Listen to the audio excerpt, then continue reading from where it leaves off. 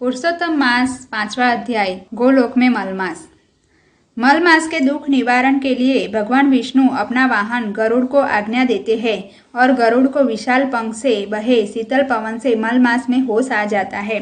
दुख और संताप से घेरे हुए मलमास को अपना भूला हुआ दुख पुनः याद आ जाता है। इसी से स्वस्थ होते मलमास ने विनती से भगवान विष्णु को कहा, यह जीवन से तो मर जाना ही मैं पसंद करता हूँ।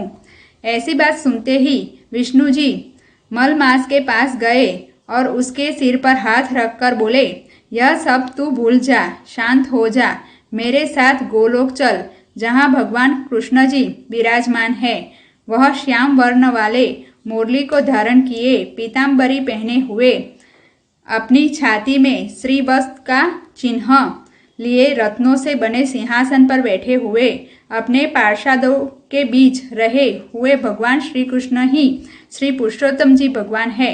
वे जगत के आधार रूप है, निस्पृह और निर्विकार है, परिपूर्ण है, प्रकृति से पर है, सर्व के नियता है, हमारे प्रभु। इसीलिए तू मेरे साथ गोलोक चल। यह गोलोक योगी लोग को भी दुर्लभ है। अज्ञान, भय, अंधकार को समाप्त कर ज्ञान मार्ग का प्रकाश करता है। तीनों लोक से बढ़िया है। यह गोलोक शाश्वत, सनातन और कायम रहने वाला है और उसकी लंबाई चौड़ाई 3 करोड़ योजन है। उसकी दाहिनी ओर से 50 करोड़ योजन पर वैकुंठ आया है और उसकी बाई ओर वही अंतर से शिवलोक बसा है। यह दोनों अति सुंदर है। हे मलमास, मैंने इतना तुम्हें बता दिया है क्योंकि मैं तुम्हारे पे प्रसन्न हूँ। मैं तुम्हारे दुखों को दूर करना चाहता हूँ। जब तुम गोलोक जाओगे वैसे तुम्हारे दुख दूर हो जाएंगे। इतना सुनते भगवान विष्णु जी अपने वाहन गरुड़ जी पर सवार हो गए। साथ में मलमास को लिया दोनों गोलोक पहुँच गए। पुरुषोत्तम मास कथा 5वीं। गौ सेवा की कथा। एक नगर था, वहाँ सुनारन रहती थी। वह विधवा थी, संतान भी नहीं थी। अपने छोटे से घर में अकेली रहती थी। इधर उधर कुछ छोटे बड़े काम करके उन्हें जो कुछ मिलता था वही से अपना गुजारा करती थी। जब फुर्सत मिलती तब प्रभु भक्ति में लग जाती। वह कभी किसी की खरी खोटी में अपना मन लगाती नहीं थी। एक समय नगर में कथा का प्रारंभ हुआ। सुनारिन वहां जाने लगी, कथा सुनने लगी। एक दिन कथा वाले गुरु यज्ञ का महिमा बता रहे थे। आखिर में कथाकार ने बताया, यदि जिसके पास पैसे नहीं है वह श्रम यज्ञ या सेवा यज्ञ कर सकता है और फल प्राप्त कर सकता है। सुनारिन ने सोचा, हमारे पास पैसे तो है नहीं, क्यों भला सेवा यज्ञ या श्रम यज्ञ न किया जाए। अब गांव से दूर एक तालाब था। वहां छोटी सी एक कुटिया में महात्मा रहते थे। वह महात्मा सतत प्रभु भक्ति में मग्न रहते थे। महात्मा पवित्र और त्रिकाल ज्ञानी लग रहे थे। अपने चेहरे से एक अजब सा तेज निकलता था। गांव वाले नित्य दर्शन के लिए वहां आते थे। सुनारिन भी दर्शन के लिए जाती थी। सुनारिन ने मन में सोचा, श्रम यज्ञ के लिए महात्मा जी की कुटिया बड़ी अनुकूल है। फिर तो वह सुबह में कुटिया में पहुंच गई। साफ सफाई की, कचरा दूर किया, पानी छिड़का, जल के बर्तन भी साफ किए। यह सब काम महात्मा जी की अनुपस्थिति में किए। महात्मा जी जंगल गए थे, वे वापस आए। अपनी कुटिया की स्थिति देखते ही वो सोच में पड़ गए। सब साफ सुथरा अच्छा था, पानी का पात्र भी ठीक से भरा हुआ था। अब यह सुनारिन ने एक क्रम में बदल डाला। जैसे महात्मा जी जंगल जाते तब सुनारिन वहां आ जाती, सब काम संपूर्ण करके अपने घर चली जाती। महात्मा जी देखते खुश हो जाते थे, मन ही मन साफ करने वाले को आशीष देते थे। ऐसा हर रोज होने लगा।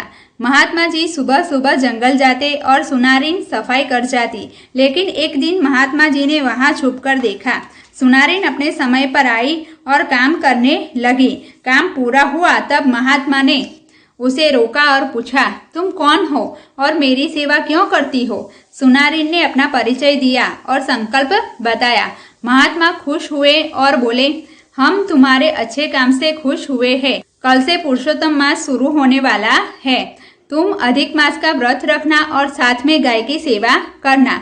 तुम्हें हर रोज एक अश्वमेघ यज्ञ का फल मिलेगा। इस तरह 1 मास तक करोगी तब तुम्हें गौ माता की सेवा का पुण्य मिलेगा। साथ ही साथ व्रत करने से 30 अश्वमेघ यज्ञ का फल मिलेगा। सुनारिन खुश हुई, पूर्ण श्रद्धा के साथ व्रत शुरू किया। प्रातः काल में वह नदी की ओर स्नान करने जाती। स्नान के बाद काठा गौर माँ जी की पूजा करती थी, कथा सुनती थी और गौ माता को लीला घास भी डालती थी। बाल में टिलट लगाती थी। वह खुद एक समय का भोजन करती थी। यथाशक्ति ब्राह्मणों को दान भी देती थी। मास इस तरह समाप्त हुआ। आखिर में अपना व्रत मनाया। एक दिन वह सोच में पड़ी, मैंने 30 दिन तक सब कुछ किया, क्या मुझे अश्वमेघ यज्ञ का फल मिलेगा? अगर मिला है तो मैं कैसे जानूं? तब कुदरत का खेल हुआ। नगर का जो राजा था उसका पुत्र राजकुमार गर्मी से तंग आ गया था। वैसे तो वह युवा था, स्वरूपवान था, तंदुरुस्त था, मगर अपने शरीर की गर्मी की वजह से वो हैरान था, परेशान था। शरीर में ऐसे गर्मी उठती मानो बात ही नहीं। आग आग हो जाता था, चैन भी खो डालता था। इधर राजा ने बड़े बड़े वैद्य हकीम को बताया था, जति यति को भी बताया, अनेक क्रियाएं करवाई, मगर अच्छे फल नहीं मिले। नगर में जो कोई बताता वह राजा कर डालता, मगर परिणाम सदा शून्य आता था। राजकुमार की जलन चालू रहती थी, रुकने का नाम ही नहीं लेती थी। एक दिन कहीं से बड़े सिद्ध पुरुष आ गए। राजा ने अपनी सब समस्या बताई। सिद्ध पुरुष ने राजकुमार की मस्तिष्क की रेखाएं देखते ही कहा, राजन, आपका राजकुमार मेरी कोई दवाई से ठीक नहीं होगा, मंत्र तंत्र भी सफल नहीं होंगे, लेकिन कोई अपने 5 अश्वमेघ यज्ञ का फल देता है, तब राजकुमार की जलन दाह दूर हो सकती है, क्योंकि आपका पुत्र अपने पूर्व जन्म के कोई श्राप से पीड़ित है और आपके यहाँ जन्म से 7 पीड़ा लेकर आया है। सिद्ध पुरुष ने रास्ता बताया और चल पड़े। राजा ने अपने मंत्री को बुलाया और कहा, अपने नगर में घोषणा की जाए कि कोई भी आदमी यदि अपने 5 अश्वमेघ यज्ञ का दान देकर राजकुमार की पीड़ा दूर कर सकता है तो उसे राजा जी भारी इनाम देंगे। नगर में जगह जगह घोषणा की गई, मगर राजा के पास कोई नहीं आया। राजा रानी दुखी हो गए, कोई मार्ग नजर नहीं आता था। यह बात सुनारिन के कान तक आ गई। अगर कोई 5 अश्वमेघ यज्ञ का फल राजकुमार को देता है तो जलन दूर हो सकती है। तब सुनारिन ने महात्मा जी की बात की कसौटी करना चाहिए, बात सच है या नहीं।